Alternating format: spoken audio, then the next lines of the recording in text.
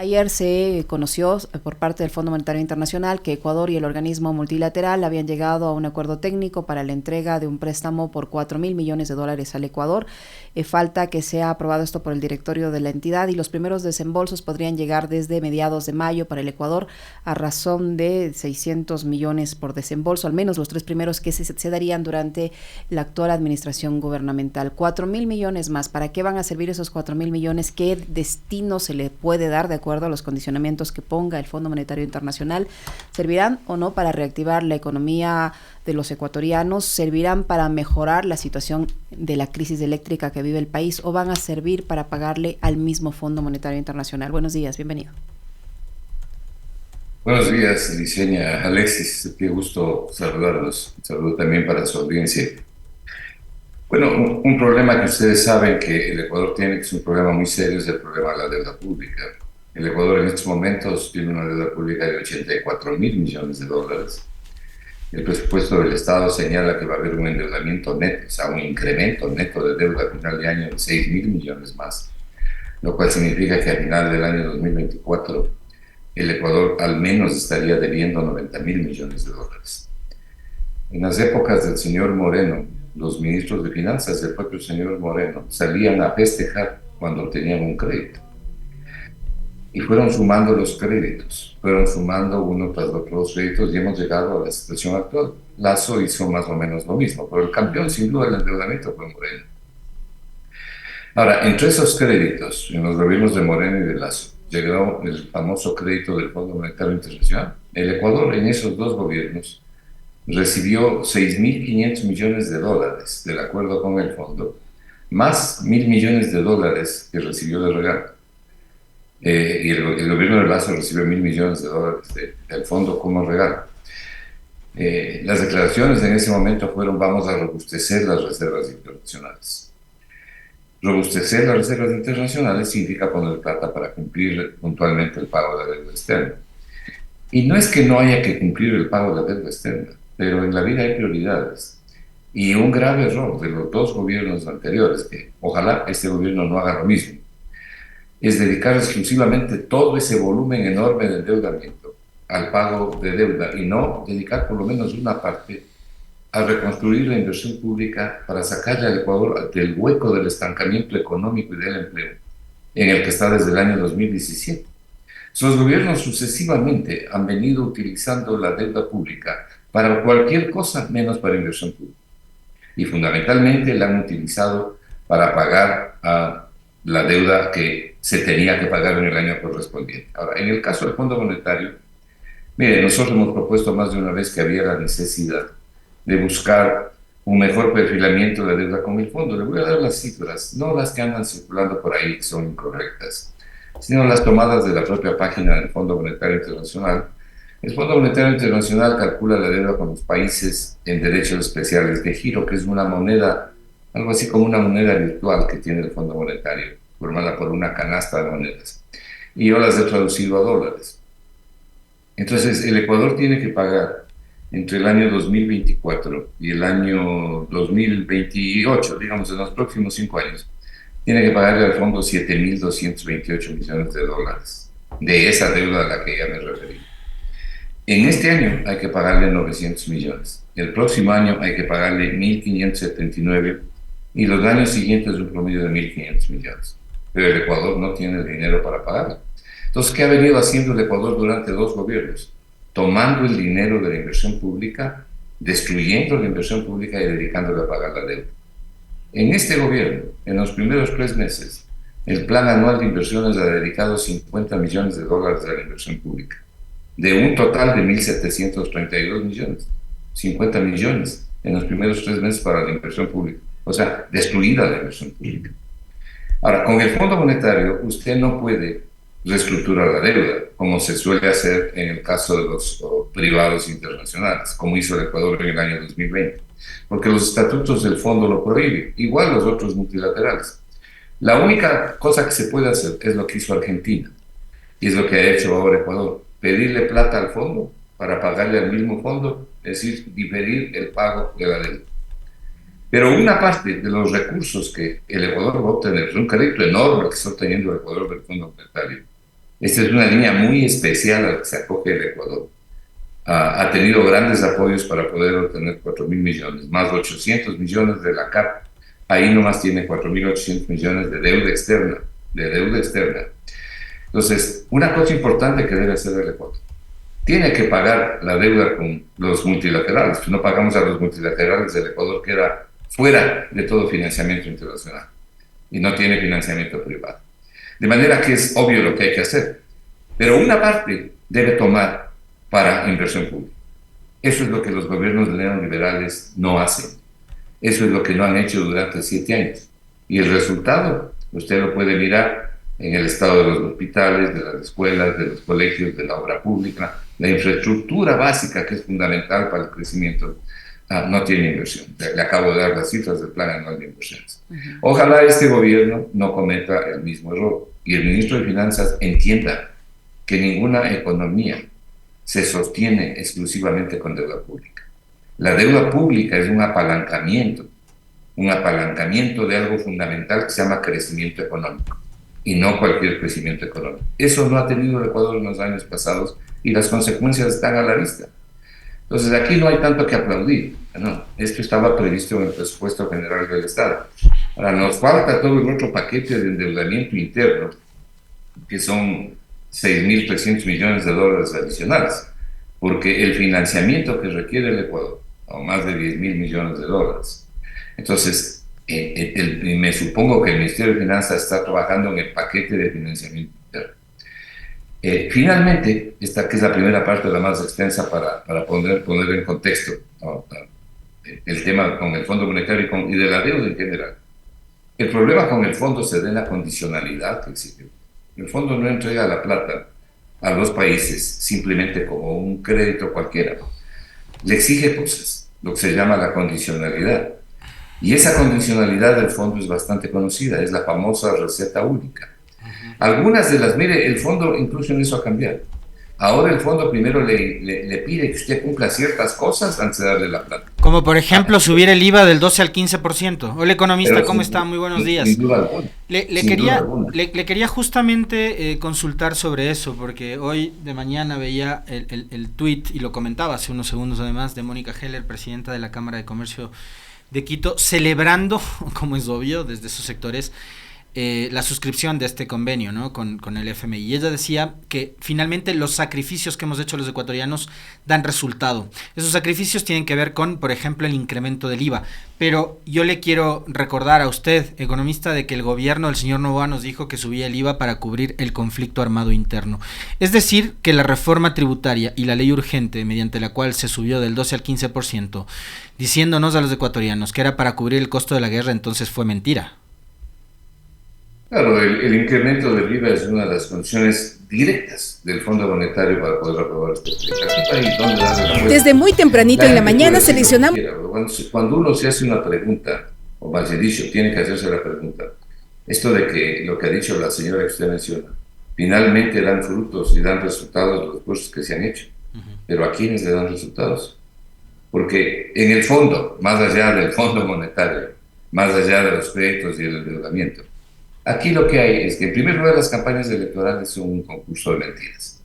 La mayoría de los candidatos le mienten a la gente. Y yo he llegado a la conclusión que a los ecuatorianos, por lo menos a una buena parte, les gusta que les mientan. Porque les van mintiendo ya durante 7 años. Y siguen votando. Pues los resultados están ahí. Estos gobiernos no han llegado al poder porque les puso la cigüeña. Llegan ahí porque tuvieron el voto de la gente. Por lo menos es lo que confiamos que tuvieron. De manera que hay una responsabilidad enorme de la población. Aquí se vota por la foto, por los ojos, por las bonitas cosas que dice, en fin, tanta tontería que se dice en la campaña. Pero en el fondo lo que usted tiene es la diferencia fundamental entre los modelos económicos. Este modelo económico que sigue el Ecuador, ya más de 7 años, que privilegia a un sector, que construye leyes para favorecer a determinados sectores en desmedro de las grandes mayorías de ciudadanos, que favorece a los extremos que están con ellos, pero que perjudica notablemente a todos los demás que estamos en el medio. Esa es la situación fundamental, no de ahora, desde hace más de 7 años. Si la gente sigue votando por eso, bueno, eso es lo que va a tener. Entonces, no es de admirar que aquí los neoliberales criollos apoyen este tipo de medidas. Por eso lo decía, ojalá el gobierno entienda que por lo menos tiene que dedicar una parte del financiamiento a la inversión pública, porque la inversión internacional no existe. La inversión privada nacional está estancada y en desaceleración, como es evidente, ellos mismos están publicando las cifras. Entonces lo único que nos queda para impulsar el crecimiento económico con empleo es la inversión pública. Y lo que se ha hecho es destruir la inversión pública, es lo que hicieron Moreno y lo que hizo Lazo. Entonces, estos financiamientos, en definitiva, lo único que hacen es decir, el Ecuador vive de la deuda. Vamos a llegar a 90.000 millones de dólares. ¿Por qué vive de la deuda? Porque no tiene crecimiento económico sostenido. Entonces, si vamos a pagar una parte de la deuda, vamos a hacer un rollover, una bicicleta, vamos a contratar nueva deuda para pagar vieja deuda, lo lógico es tomar una parte de los recursos para inversión. Los neoliberales siempre están opuestos a eso, nunca hacen tal cosa. Ahora, y los resultados son evidentes. Ahora, economista, además del incremento al impuesto al valor agregado, que era una condicionante del Fondo Monetario Internacional que ya está, ¿qué otras medidas pueden o se va a ver forzado el gobierno a implementarlas para que pueda acceder a estos desembolsos del Fondo Monetario Internacional? Usted decía que el país está estancado. Las mismas cifras del Fondo Monetario Internacional estiman un crecimiento del 0,1% de la economía del Ecuador. Yo no sé si esa cifra se va a cumplir tomando en cuenta que esa cifra fue estimada antes de esta crisis energética por la que estamos atravesando. ¿En qué medida esos dineros que vienen del Fondo Monetario Internacional pueden variar en algo esas previsiones? Pero mire, le voy a señalar algo que muestra la falta de honestidad intelectual de determinados funcionarios. Si usted mira el presupuesto del Estado, el Banco Central le entrega una previsión del crecimiento económico al Ministerio de Finanzas y le dice, yo estimo que el crecimiento de la economía va a ser alrededor del 0,8% en el año 2024, tomando como año de referencia el año 2007, que es lo que nosotros llamamos el año base. Y así se calcula el presupuesto del Estado, así va la Asamblea, así es aprobado el presupuesto del Estado. Después de que todo esto pasa, aparece el gerente del Banco Central y entonces hace una nueva publicación y dice, estimamos ahora que el crecimiento de la economía en el año 2024 va a ser del 1%. Entonces uno dice, qué bárbaro, qué magia ha pasado para que de cero literalmente pasen al 1%. ¿Sabe lo que hizo? Recorrió 11 años del año base. Entonces, lo que está en el presupuesto, que es del año base 2007, lo cambió para el año 2018. Y le hizo aparecer al gobierno de Lazo en el año 2021 como el campeón del crecimiento económico. El Partido Popular no fue puesto por Lazo. No, le hizo aparecer como el campeón del crecimiento económico en el año 2021, comparándole con la debacle que ocurrió en el año 2020 por la pandemia. Esos son los funcionarios que tenemos aquí. Entonces, ahora viene el Fondo Monetario y dice, mi previsión es que la economía ecuatoriana no va a crecer. Dice que es 0,1%, o sea, cero de crecimiento. Una tragedia para el país es que sucede. Pero como usted bien dice, esa previsión del fondo era antes de los apagones. Los propios empresarios y en general a la gente que hace opinión en economía está diciendo que las pérdidas por los apagones son enormes. Entonces es altamente probable que el crecimiento económico, dependiendo de hasta dónde duren los apagones, arroje un crecimiento, que los apagones arrojen un crecimiento negativo, por debajo del 0%. Con lo cual, evidentemente, el impacto se siente fundamentalmente en la inversión pública, en esta de la que ya hemos hablado, en la pobreza, se profundiza la pobreza, se sigue estancando el desempleo y el subempleo. Aquí tenemos 66% ahora tenemos 66% de la población económicamente activa que no tiene empleo formal. La migración sigue creciendo, la pobreza sigue creciendo y la situación está estancada a hace más de 7 años. No hemos mejorado absolutamente nada. En lo único que hemos crecido es en la deuda pública. Y la razón, reiteradamente lo hemos dicho, es que el Estado no invierte en lo que debe invertir. ¿Y en qué debe invertir? No debe invertir en 20 cosas. Pero hay por lo menos unas 4 cosas que son fundamentales, son imprescindibles. Comenzando por salud. Salud para la gente. Atención de salud en los hospitales, en la red pública. Eso significa medicinas, médicos, equipos. Invertir ahí. En educación. La educación en el Ecuador, el sistema educativo en el Ecuador tiene una crisis enorme y requiere de inversiones importantes y de cambios importantes. En la infraestructura, que en gran medida la infraestructura del país está destruida. Cada día aparecen puentes que se caen, carreteras que están semidestruidas, los peligros que sabemos que existen en las vías. hay que invertir en seguridad. La Asamblea Nacional ha generado determinados recursos para estos propósitos. Vamos a ver si el gobierno lo hace. Pero ¿cómo puede ser posible que en 3 meses el Plan Anual de Inversiones dedique 50 millones a la inversión, mientras usted ha dedicado más de 1.500 millones al pago de la deuda externa? Entonces, hay necesidad de establecer mejores prioridades, y eso es lo que tiene que hacer el ministro, pero no solo el ministro, es lo que tiene que exigir la gente. Pero en este país usted verá a menudo, y sobre todo en las redes sociales, que dicen, ¿por qué no hacen esto? ¿Por qué no hacen lo otro? La gente es cómoda, le gusta que le den peleando sus batallas. Y las consecuencias son inevitables, ¿no? Así está el Ecuador de tumbo el tumbo. Economista, yo recordaba el otro día a propósito de una declaración de Jaime Nebot, en la que él daba justamente con algo de rigor, porque en ese momento se cayó.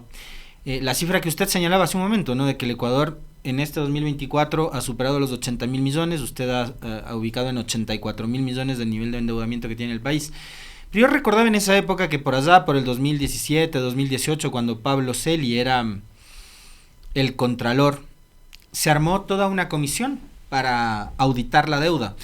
Si ahora hemos visto que el país pasó de cerca de los 40.000 millones a 84.000 millones de endeudamiento en apenas 7 años, ¿por qué nadie está preocupado por auditar la deuda? ¿Por qué nadie está preocupado, más allá de ciertas voces críticas como la suya, por cierto, en señalar cuáles han sido los errores que reiterativamente han venido cometiendo los gobiernos de Moreno, de Lasso y ahora también Noboa, que, como yo decía hace un rato en el comentario, digamos, es evidente la falta de creatividad, de imaginación, de inteligencia para manejar la crisis que enfrenta el país, que recurre a las mismas recetas fallidas? Es decir, vamos 3 gobiernos al hilo que recurren nuevamente al FMI sabiendo que nunca se han solucionado los problemas cuando vamos por ahí. Entonces, la pregunta que puede resultar bastante obvia, pero 44.000 millones de endeudamiento en 7 años, ¿en dónde están? ¿A dónde se fueron? Porque acá se inauguró una cancha sintética en el gobierno de Moreno,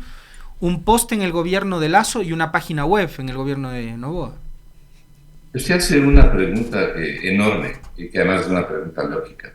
Pero primero, no se olvide usted que durante el gobierno de Moreno, cuando fue ministro Martínez, el Fondo Monetario suspendió los desembolsos porque durante el ministerio de Martínez se falsificaron las cifras, se alteraron las cifras. Lo escondieron, pero hasta cierto punto, porque no pudieron esconderlo permanentemente. Y finalmente se descubrió que las cifras del sector público estaban adulteradas, no eran las correctas.